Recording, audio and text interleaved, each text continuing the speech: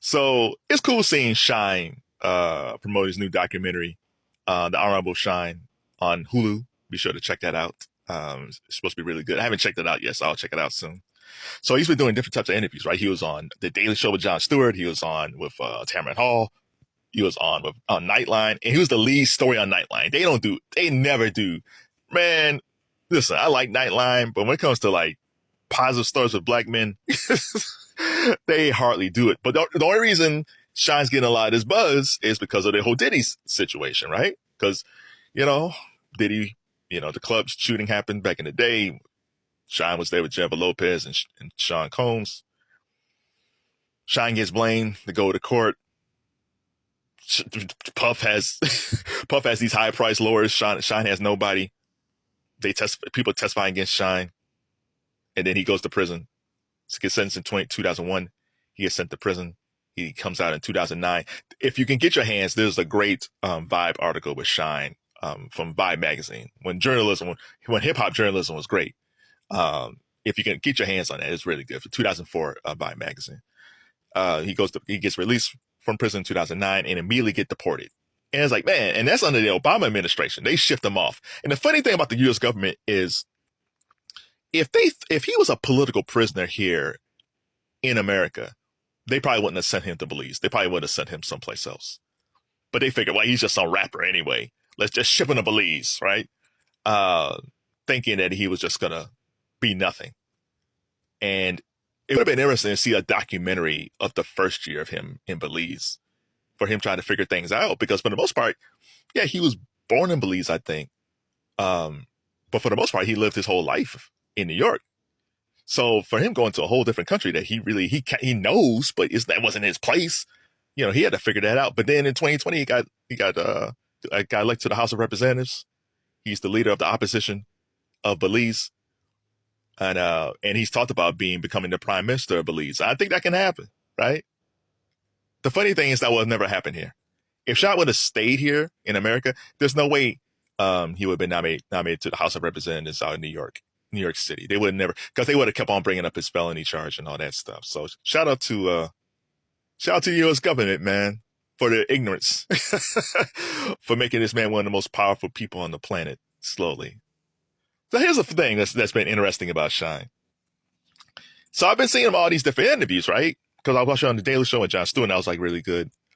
And, Shyne is like a true politician now. He's doing this thing with the finger, with the thumb, and he speaks so clearly now. Like 25 years ago, I mean, when he talked, because I did not like Shyne when he first came out. When Shyne first came out, I didn't like him because he sounded so much like Biggie. But damn it, that Bonnie and Shyne with Barrington Levy, man, and that Bad Boy School to Bad Boy with Barrington Levy, man, I was hooked with Shyne after that. But again, we didn't get another album because he was locked up. But man, at first I didn't like the brother because he sounded too much like Biggie. But after a while, I was like, man, this dude's really good. He's excellent. So I'm hearing him in all these different interviews, right? He's so refined now. Someone say he went from being a rapper to looking like a small business immigrant boss or something like that. He does got the nice suits and all that stuff. It's fantastic. But then I heard him on Math Hoffa, and in this, what you're seeing here. Math Hoffa has a great channel. They're in a barbershop when they interview their guests, and I've been hearing like Belize Shyne for a while now. Like even when he was on the Breakfast Club a couple of years ago, he sounded different. He sounded more refined Shyne, right? Man, on this Math Hoffa interview, he sounds like old school Shyne. I don't know what I think what happened was, usually when he's been coming back to America, because I think he said he couldn't come back for 13 years. And I think when he's been coming back in recent years, he would go on the Breakfast Club or someplace like that, but he'd be like in and out. I think he would have a couple of events or something, but he'd be here like 2-3 days and he's out. I think he's been here for like a week or so. And I think the longer he's been here, the longer his Brooklyn accent comes out. Like you hear this from time to time, you hear like actors and actresses say this, that if they're Southern and you don't hear that accent, it's like, oh no, when I go home, the accent comes out. Or when someone, if they're from New York City or Boston, and they were taught to stifle the accent, when they go home, when they're there for a long period of time, it actually comes out. Shyne on Math Hoffa, I swear to you, sounds like 2000, 2001 Shyne. The only thing he's missing is like the New York Yankees cap on his head. It's like, I know this brother. He might got teased hair and wearing a nice suit, but that's Shyne. Who wants the bad boy? Like, I know that dude. That's Shyne. Oh my God, but it's cool. So check out the Math Hoffa interview because go listen to like any of the, you listen to him on Tamron Hall, listen to him on John Stewart, listen to him on Nightline, and then listen to the Math Hoffa interview. It's like, oh my God, I know that brother. But I'll say this before I go about Shyne. You know, the U.S. government actually saved his life. Here's the thing. In this whole Puffy universe, there's a lot of people that aren't here anymore. Heavy D's not here anymore. Kim Porter's not here anymore. Andre Harrell's not here anymore. And they were with Puff in the very beginning when, Heavy D got Puff in the Bad Boy as an intern. Andre Harrell was Puff's mentor. And then Kim Porter, who was with Al Bijur at first, he became Puff's baby mom. And they had a few kids together. I think 3 maybe. And then I think he adopted Quincy, Al Bijur's kid. And then Al Bijur almost passed away. And then Biggie and Craig Mack are gone. And again, I don't have proof of nothing.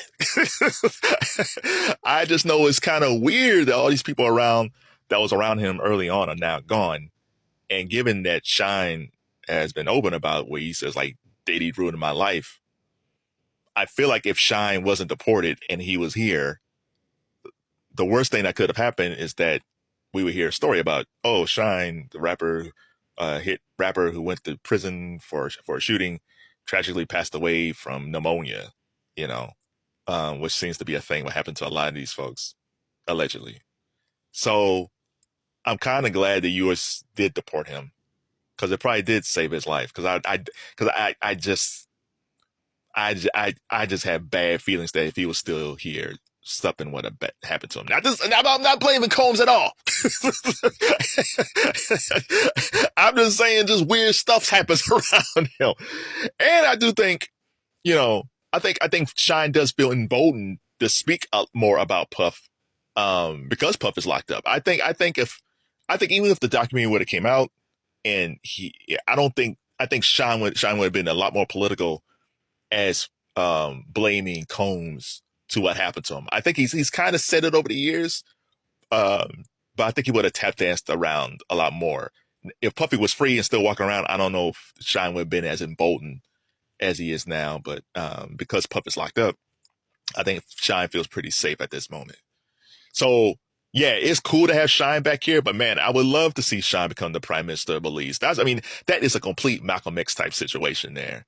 That a man who was in prison learned more about himself in prison, got rid of his anger, even though still was ticked off, and then got deported, probably still ticked off, and then took a minute to figure things out and become this political leader, and then try to help the people of Belize.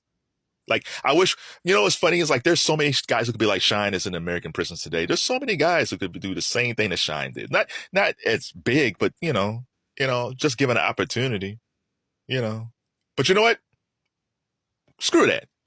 If you're a person and you was locked up, okay, you might not become president of the United States. You might not be a prime minister or anything like that, but you can still help your community. You can help your block. You can help your neighborhood. You can help your city, your state. You can run for office. You can start a nonprofit, or you could be a mentor. You could just be a mentor to somebody and change some kid's life. Or just try to give back to make your community better. So yeah, you don't have to be Shyne Barrow. You don't have to be an internationally known rapper turned politician. You can create your own Shyne Barrow legacy in your own city, your own town, your own state. You have to be deported to do that. You could just be in your own city. And just be another bad boy. Shout out to Shyne. Hopefully the next Prime Minister of Belize.